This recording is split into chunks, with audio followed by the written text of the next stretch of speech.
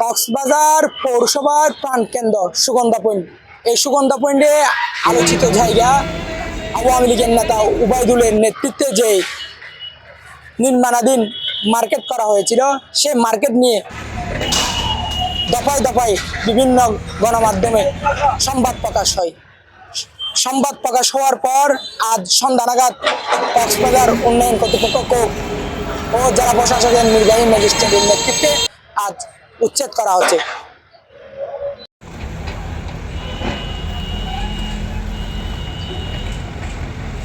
আমাদের যে এই জায়গাটা হোটেল মোটেল জোন যেটাকে আমরা বলে থাকি, পুরোটাই তো 1 নম্বর খাস কোজনের জায়গা। এখানে তো ব্যক্তি মালিকানা কোনো জায়গা নাই। তো আমরা দেখা গেছে বিভিন্ন হোটেলকে একসঙ্গে বরাদ্দ দেওয়া হয়েছিল। যেসব হোটেল তখন করে ফেলছিল অনেকগুলো হোটেল দেখা গেছে যে এগুলো শর্ত মানতে পারে না, সেগুলো প্লট বরাদ্দ বাতিল করা হয়েছিল। এটাও সেরকম একটা প্লট ছিল যেটা হচ্ছে বরাদ্দ বাতিল করে আমরা এটা 1 নম্বর খাসিয়েছিল।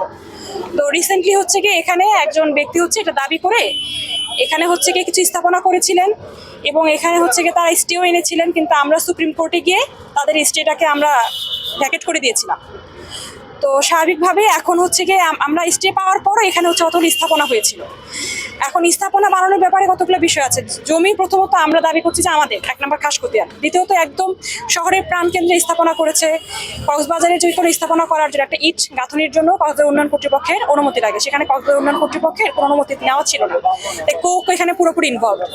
বিদ্যুতের লাইন নিয়েছিল, যেহেতু এখানে একটা খাস খতিয়ানের জায়গা, কি হয় বিদ্যুতের লাইন নিল, তো বিদ্যুৎও এখানে আমাদের সাথে অভিযানে এসেছে। এবং আরেকটা বড় বিষয় হচ্ছে কিছুদিন আগে দুদক নিজ উদ্যোগে এখানে অভিযান এসেছিল, আপনারা জানেন। তো যেহেতু এখানকার যারা ব্যক্তি এখানকার জায়গা দাবি করছেন তাদের আসলে কি মূল্যে দাবি করছেন এটার ব্যাপারে দুদক অনুসন্ধান চালাচ্ছে, কারণ দুদক আমাদের সাথে ইনভলভ। সত্য কথা বলতে আজকের যে অভিযানটা এটা হচ্ছে আমাদের সরকারি স্বার্থ রক্ষার্থে, এবং সরকারি আমরা তোগুলো প্রতিষ্ঠান কাজ করি, আমরা কিন্তু অনেকে ভিন্ন ভিন্ন এজেন্ডা নিয়ে কাজ করি। আর আজকে যে আমাদের এজেন্ডাটা প্রত্যেকে নিজস্ব অবস্থান থেকে নিজ নিজ ভাবে সরকারি স্বার্থ সংরক্ষণের জন্য অনেকগুলো প্রতিষ্ঠান আমরা আজকে এখানে এসেছি।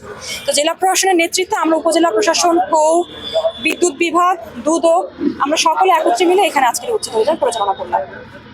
ধন্যবাদ। এটা আনুমানিক মূল্য বলতে আমি বাজার মূল্য তো কয়েক কোটি হবে, বাট এখানে হচ্ছে 2 একর 3 শতক জায়গা আর কি মোটামুটি এটা উচ্ছেদ করা হচ্ছে।